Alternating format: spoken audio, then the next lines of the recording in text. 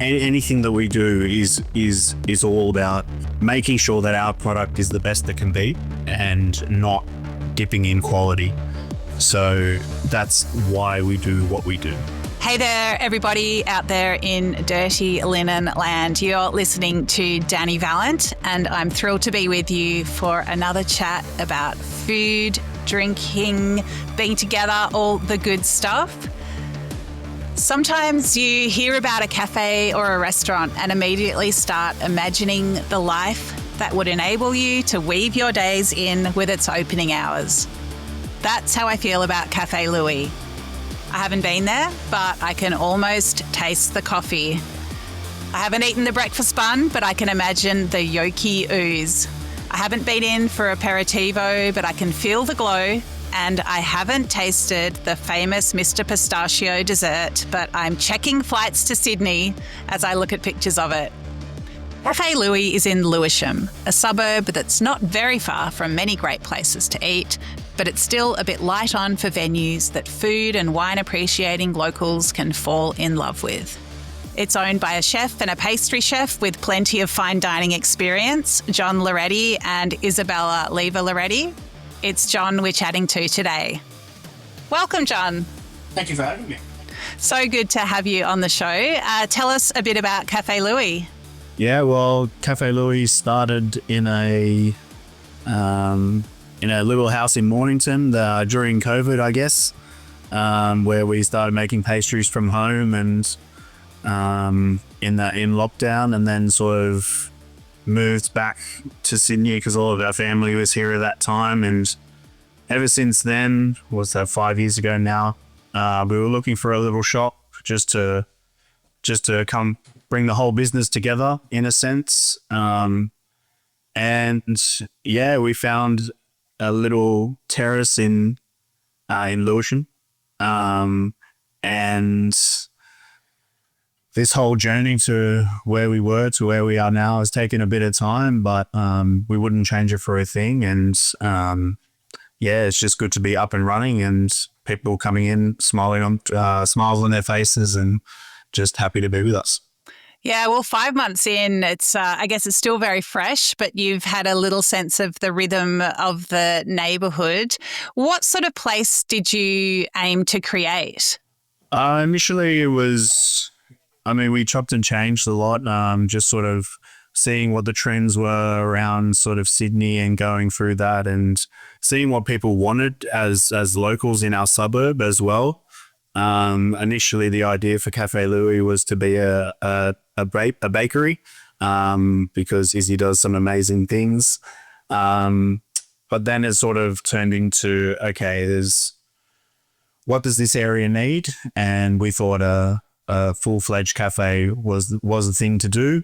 Also sort of gets myself involved a bit more in the business and able to help out, not putting too much pressure on Isabella too much, and making a real team effort and, bearing the burden for both of us rather than just one single person trying to bring this all together. So yeah, we sort of chopped and changed and decided 20 seats was enough for us. Still is plenty of seats. We spoke to a lot of our locals in the area when we bought the place, and they were very excited for whatever that was going to come in. But we feel like we've landed on a little happy spot where we can give them what they want, and hopefully they love it. So tell us about the rhythm of the week. What is the offering? So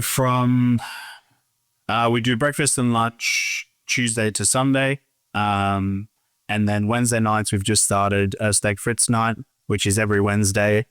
And then Friday nights, aperitivo night from 4 o'clock to 7 o'clock every Friday. The idea, I guess, once we opened just breakfast and lunches, everyone came in and said, why aren't you doing dinners? And we were sort of overwhelmed with the amount of response that we got from just our locals wanting dinner. And we just couldn't hold off any longer. And just sort of bit the bullet and decided to do slowly evolve, I guess, as a cafe as well. Try and keep ourselves in the realm of being relevant, and always introducing new things, so people can still get excited about us 6 months after we open, a year after we open, just to try and, keep us in the loop, I guess. And yeah, I mean, the response from Wednesday night steak Fritz nights has been extremely overwhelming. We've sold out our first 2 nights, and we're close to fully booked on this Wednesday coming. Friday nights we know is a bit of a slower burn, because it's just about, I guess, telling people that we're open now, Friday nights, and being right next to a train station, walking past people going to an AFL game, going, hey, they're open, we can go have prees before the game. So hopefully in the next couple of weeks, it sort of picks up a little bit more. But we have a beautiful wine list that had been curated for us by a beautiful friend, and we want to show off that wine that we have and get people in and drinking and having a good time. I love that. And, even as you talk about wine and aperitivo, you can sort of sense that chef background or that fine dining background. Tell us how you and Isabella met and a bit of the backstory. Yeah, so it was Rockpool on Bridge Street. I was there for a couple of months before Izzy started, and once you did, I just sort of, I don't know, you could call it love at first sight. I don't want to sound too gross, but yeah, I mean, ever since sort of the day that I met her, there was always something about her that I was drawn to. She definitely made me work for it. Nothing came easy. But then once we sort of started spending time together, just talking, basically, working together as well, we really, really enjoy working together. And that's sort of, I guess, a bit different for couples. Like, you either love it or you hate it. We love working together, and that hasn't changed. Some days are a bit tricky, but that hasn't changed at all over the whole 10 years that we've been together. So it's sort of just evolved from us being 2 young kids at Rockpool on Bridge Street, working, to here we are now owning a cafe together, and sort of been down to Melbourne, lived in Melbourne for 3 years, and then moving back to Sydney and setting up our lives here, basically. Well, there is nothing gross about falling in love. It's it's great. I mean, tell me about working together. As you say, it works for some couples and really doesn't for others. What is it that you appreciate in each other? I guess it's just, I guess in hospitality it's hard because, and chefs are always, I mean, a lot of jobs, but chefs are always working. They're always thinking. They're always, at different points of the day. I guess a part of it could feel like you're not there. But I guess in the sense of, we get to talk about everything together, every aspect of the business, every food item that comes in, every dish that we want to create, we get to talk about it, and we get excited about, developing a menu together and going, this doesn't work, this does work, having tough conversations that going, no, that's just not good enough. And being okay with that as well, like being okay with, sort of just being really honest and going, no, that's not good enough, or this is great. And just sort of sticking with what we know, what we love. And if we enjoy eating it, then I hope that everyone else will as well. So that's sort of the way that we sort of work.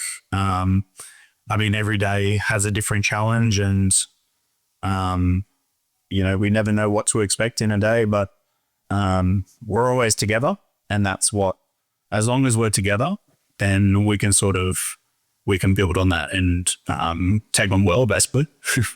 I love it. What about the fact that, you're a chef, she's a pastry chef? What do you see her look at differently, and vice versa? I mean, being a chef, I could never be a pastry chef. I couldn't do what she does. There is a real fine art to what she does. I'm not so, I mean, as a chef, you can pull some things together and you can add certain elements to make it a bit more upmarket or stuff like that. But pastry is, if you don't learn the techniques at the start, it's very hard to develop later on, because it's just one of those things where it's so a recipe is a recipe and nothing's changing, and the discipline that comes into that is quite difficult to sort of master. And she just does it with ease. She is just a natural at it, and that's why I stick to the salty things, and she's the sweet things, because I can be a bit erratic in my thinking and trying to do things, but she can rein it in and just sort of focus it. That's why we sort of work really well together. Yeah, it's all about the mindset. I guess it's the want and desire to do it is the main factor. I find it really interesting, watching chefs who've worked in fine dining move into cafes and more of that daytime, part of people's daily routines kind of rhythm. But then you do often see, because you've got the skills and the experience, that facility with ingredients and produce, the food's delicious. You know how to, cook a great steak or make a beautiful pastry. Then your customers notice that and they're like, we want to eat your dinners. And then all of a sudden that lifestyle play where you're just working days, suddenly you're there in the evenings as well. I'd love you to tell me the story from your point of view. Yeah, I mean, I guess the hardest part is one of those things where people tell us, why are you just open for breakfast? And at the beginning, it was always a lifestyle choice. It was always, okay, for 15 years in this industry, I've gone to bed at 3 o'clock in the morning and woken up at midday. And at some point, I didn't want to do that anymore. Like, I don't want to do that at all. And we thought, especially being Izzy being the pastry chef and she is, and her pastries and bread that she makes as well, we wanted to bring that all together in one spot, and breakfast and lunch was that perfect sweet spot to do that. But then, you got to do what your customers tell you at the end of the day. You got to go, otherwise you lose them. And we don't want to lose our locals, we don't want to lose our customers. So, I mean, even working breakfast and lunch, we're still working 5:30 a.m. till 9 o'clock at night. We're still business owners. We're still doing all of that things. It's now from our personal point of view, we're relying on our staff a lot more, which is great because that lets them do their job without worrying about us hovering over them, watching their every single step. So enabling them to have some trust in themselves, to work by themselves. And then we come in and so at the moment Izzy does the breakfast. So she'll wake up early in the morning and then finish early in the afternoon. And then I'll come in a bit later to do the dinners. So we sort of swap and change that. But if we were not doing dinners, I don't think we would survive. We couldn't run off just doing breakfast and lunch just because of the state of where things are at in the world and everything like that. And it's just one of those things where we just had to do it. And whatever the consequences are, it's so be it. If that means we work a little bit more, we work a little bit more. There's nothing else. There's no two ways around it. How have you found that transition from employee to business owner? Honestly, we've always treated everywhere that we've worked as our own business. I guess growing up, both of our families own businesses. So we were able to learn from a young age that, everything relies around hard work.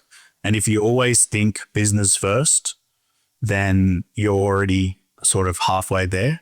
Actually spending your own money to do it is the completely different thing. So it's just one of those things where I understand now why previous bosses were everything matters.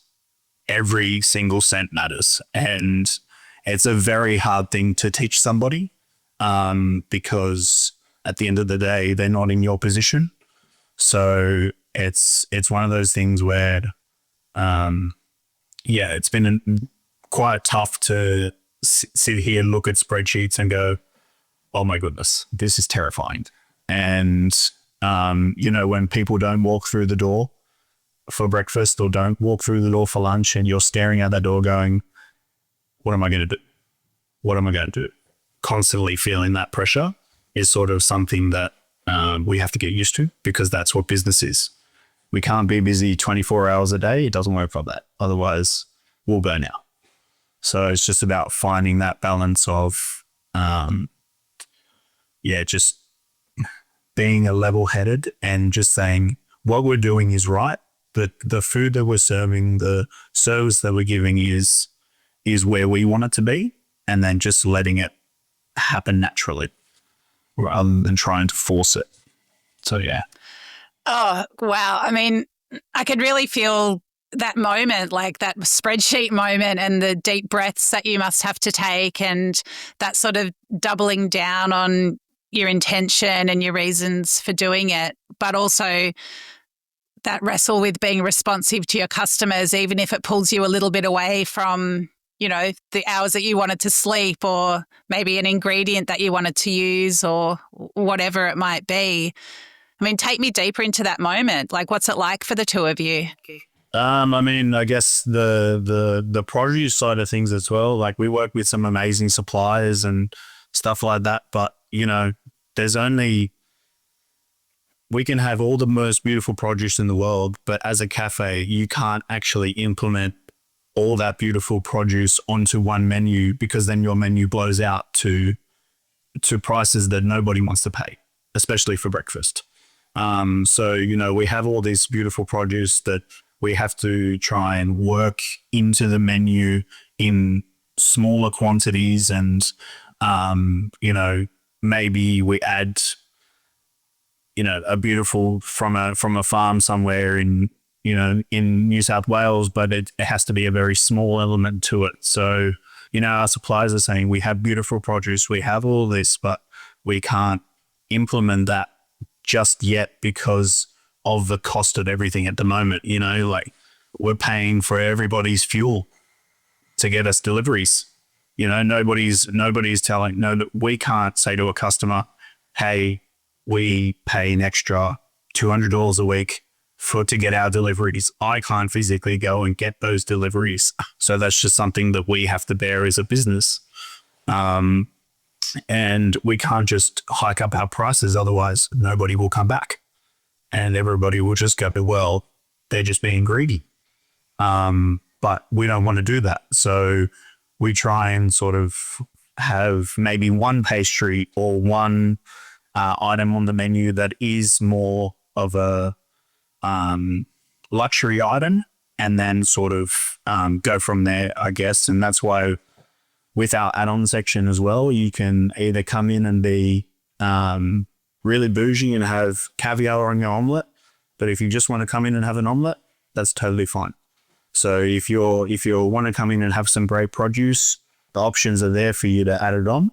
If not, that's okay. That's all. But yeah. It must be such a hard balance between like serving your community and, you're new there. You want everyone to love you and tell their friends and have a great experience and look forward to coming back. But there must also be a bit of an educating side to it, like without preaching, that you want people to really understand and tap into the specialness of what you're doing. How do you navigate that? Yeah, it's sort of like just talking to people, just talking to our customers. Like we have a great core group of people that always come in, and I've always told my staff, if no matter who walks in the door, if they want to talk to you for 5 minutes, you talk to them for 5 minutes. If that's what they need in their day, then you talk to them. And evolving that, when you talk to people, you get to know them, you get to know what they like, what they dislike. So, with the way that the world's going on at the moment, I ask them, hey, what would you think if I up the price by $1? And they say, I'll take that. I'll still come in and have that. Or what if I do this by 50 cents and just sort of talk to the consumer who's buying the product and going, yep, I'll pay for that. And sort of working that into, okay, if we can do that then if this is great for our locals, what they're happy to pay, then I feel comfortable then implementing those. But it's just really hard we can't make everybody happy. And we understand that. And we're not going to at the same time. We know that for every good review, there's going to be a bad one. We know for however many people we do on a Sunday, maybe somebody leaves upset, but we can't physically stop that any more than we can. We just do our best and we try and give everybody the same level of service, same level of food. But sometimes things just slip through the cracks and there's nothing you can do about it. I mean, those conversations, even to ask someone, how would you feel about this going up 50 cents? I feel like there's obviously so much behind that question and that really brings people into the kind of considerations you have. I think a lot of people, go to cafes and think the prices are just made up. And for you to open that conversation up with your customers, I feel like that's quite powerful. Yeah, it's just one of those things where over time, we've got to really know our locals and just be honest and upfront with them. If someone wants to ask me why this is a certain amount of money on a menu, I'll tell them why. Why we close public holidays, there's a reason why we close public holidays. Anything that we do is all about making sure that our product is the best it can be and not dipping in quality. So that's why we do what we do. We don't want to, it's the same, we could open up 6 nights of dinners if we wanted to, or 5 nights of dinners, but we don't want to do that because doing that straight off the bat, we don't want it to be not good. We don't want you to come in and have a bad experience and go, oh, that was okay. Well, that wasn't great. They're obviously overworked and tired and they have no other option. But, we're doing the slow build. We're also new to this game. We're new business owners. We've never done this before. We're going to make mistakes and we'd rather do that in a controlled environment rather than opening up, a larger spot with no customers and, not having a leg to stand on as well. Well, tell me, John, I'm off work on that public holiday and I really want to come in for brunch. I can't believe you guys aren't open. Why? I mean, why? First of all, staff wages. Staff wages are one double, triple time. And, I always tell my staff, for every hour that they work, we need 3 customers. 3 customers to walk in the door. And what happens if they don't walk in the door? What do we do? What do I do? What do I get you to do? There's only so much that you can do as a business owner that if people don't walk through that door, then what am I supposed to do? And the losses that we have on public holidays are huge. And with the now, I guess the surcharges being changed and everything like that does change a lot in the industry. Now we have to look at everything because our margins get smaller and smaller and smaller and think, why is it worth it for us? What do we do to make this worth it for our time that we put all this effort into to make it worth it for us? Why do we do this? We do it because we love it at the end of the day. And we love this industry and we love serving our guests and we love meeting new people. And, I got to meet Peter Gilmore and I cooked for Peter Gilmore. And that is something that is incredible to me because, to the fact that he was on our radar as well is just, mind blowing, and it's really humbling in a sense that it's just all right. Even just a quick conversation with him, a 10-minute conversation with him really knew that he told us that we were on the right path, and that meant a lot. So it makes us want to keep going, want to keep fighting, makes it all come together, I guess. And yeah, it's just one of those things where also gives us a break for the public holidays. Otherwise, we had Easter and it was we had 4 days off, but after the second day, we were ready to go back to work. We were ready to open back up and go, I don't like this. I don't like being closed. But at the end of the day, we needed the break. We needed to reset. We needed to just breathe for a day, for a couple of days. And as soon as we got back on Tuesday and we opened back up, we felt a new lease on life. And sometimes closing and resetting is better than just opening up for the sake of opening up. So yeah, that's why. Love it. So for anyone listening who's not aware, Peter Gilmore is one of Australia's most renowned chefs. He recently closed Key in Sydney, which is around for 30 years. So that's really amazing that he came in and had something to eat. How did you feel cooking for him, John? Terrified. Absolutely terrified. Because, I mean, as a chef, you never think that you're good enough, I guess, in a sense of, there's always negatives in our brains. I guess everybody has negatives in their brains, but it's just one of those things where but what made me feel better was just talking to him for 5 minutes and going, he came here because he wanted to come here and he wanted to try our food and talk to us and see how things are going and elaborate on why we're here, what we're doing. And that made me feel a lot better rather than coming in and just sort of critiquing, I guess. He wanted to learn about us. He wanted to know why we're doing what we're doing. And that made us feel a lot more comfortable, which also makes us cook better and serve better because, everyone has anxiety when a high profile chef or anyone walks in the door and they're like, oh God, what do I do? But you just stick to your guns and know we're doing the right thing. We're serving the right way. And hopefully they love it. And that's all you can ask for. So what did he order and were you happy with his order? He had a brekkie bun with a hash brown and he had a flat white and a Mr. Mustachio. And he loved everything. So, yeah, I guess that, and we were really quiet that week of Easter as well. And we were thinking, God, why did we open this whole week? We were going to close, but the fact that happened and he came in, because otherwise, how long would it have been until he was able to come back to us? So we were very lucky that happened and we were open.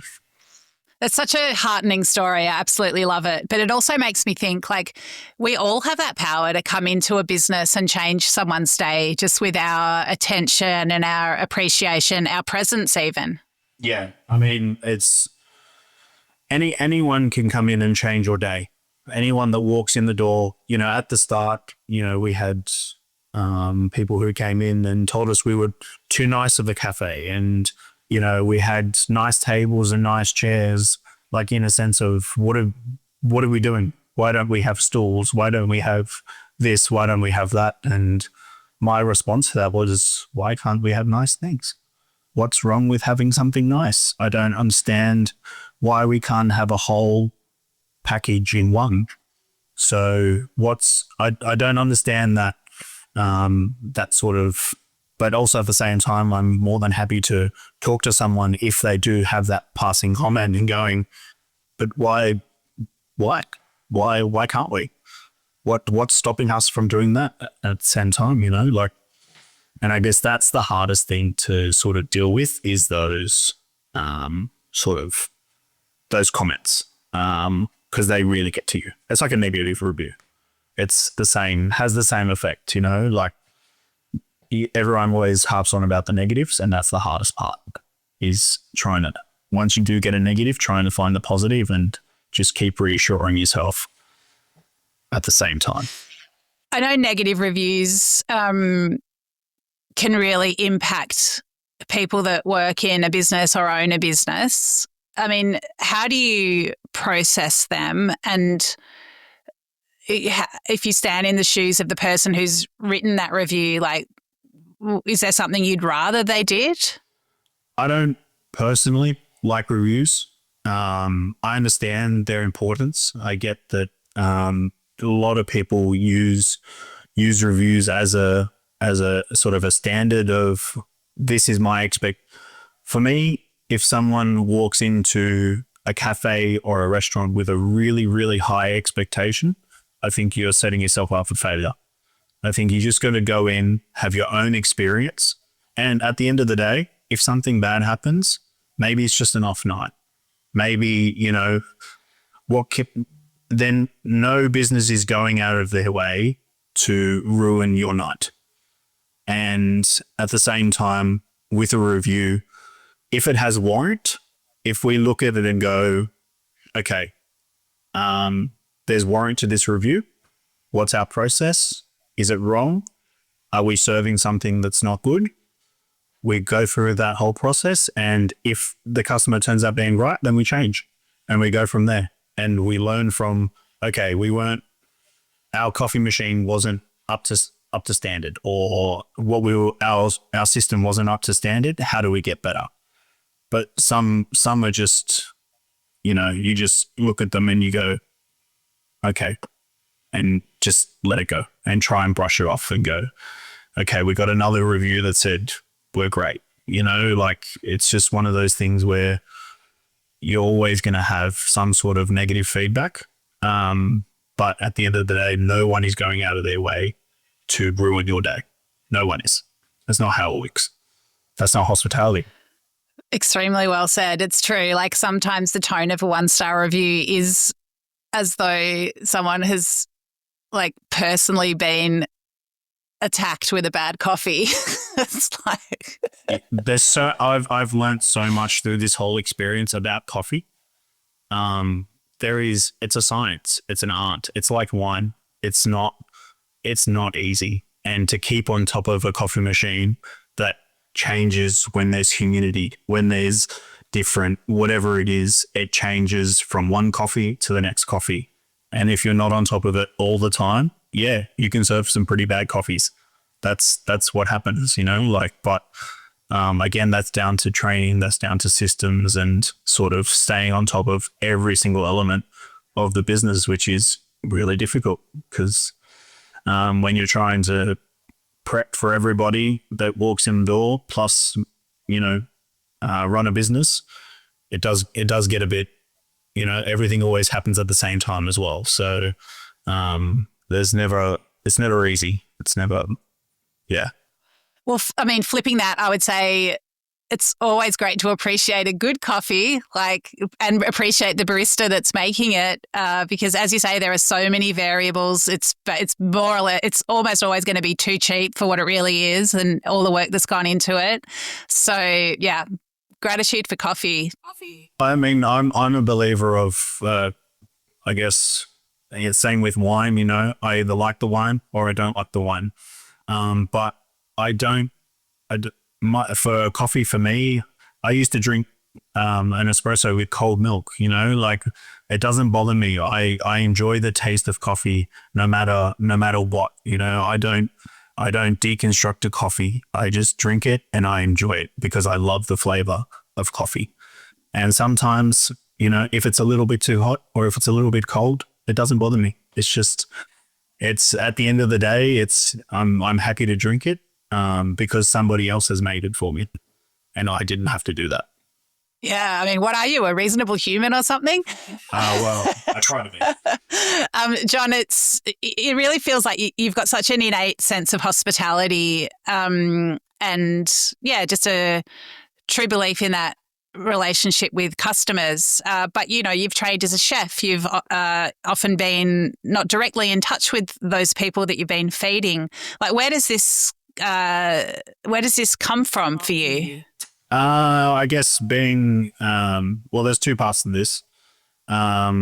being from an Italian background, and there was, I mean, from our grandmothers to our mothers to everybody, everything is hospitality to us. You know, like we go over to my grandmother's place, there's food on the table. There's, can I get you this? Can I get you that? No, I don't want this. I'm giving it to you anyway.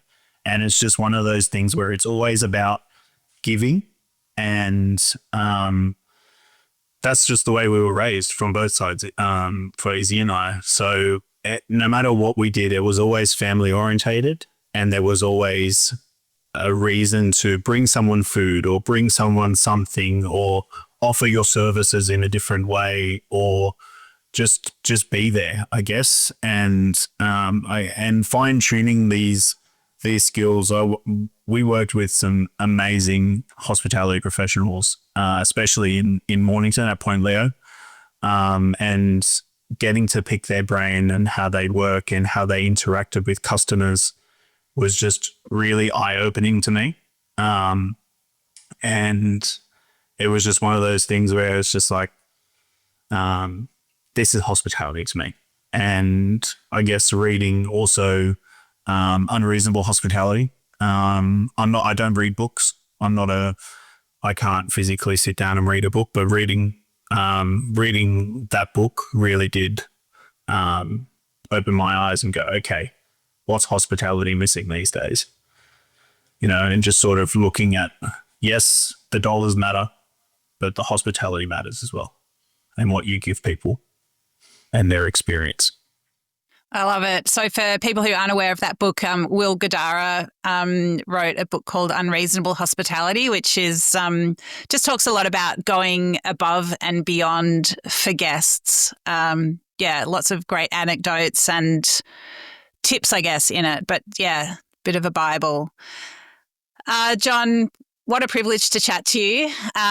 Really love your openness, your honesty, and everything that you're doing for your community, but also for what hospitality can be for yourself, for a couple in business. Just cannot wait to follow your journey. And I said at the start of the podcast, I was envisaging myself in your cafe, and that feeling is only more powerful now. I can't wait to welcome you in. It'll be good to have you. Will I copy Peter Gilmore's order? I mean, you can't go wrong. But there's the whole menu is, hopefully there's something for everybody, and whatever you choose, hopefully it's of the highest quality. So there's no bad choice. I have no doubt. Thank you so much for sharing with us today. Thank you. This is Dirty Linen. I'm Dani Valent. We bring you untold stories from the food world. Real, raw, unafraid, hopeful.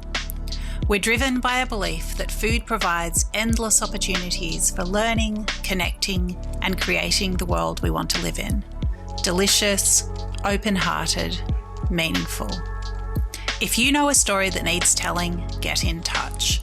Write to dirtylinen@deepintheweeds.com.au. Thank you for listening. This is a Deep in the Weeds production.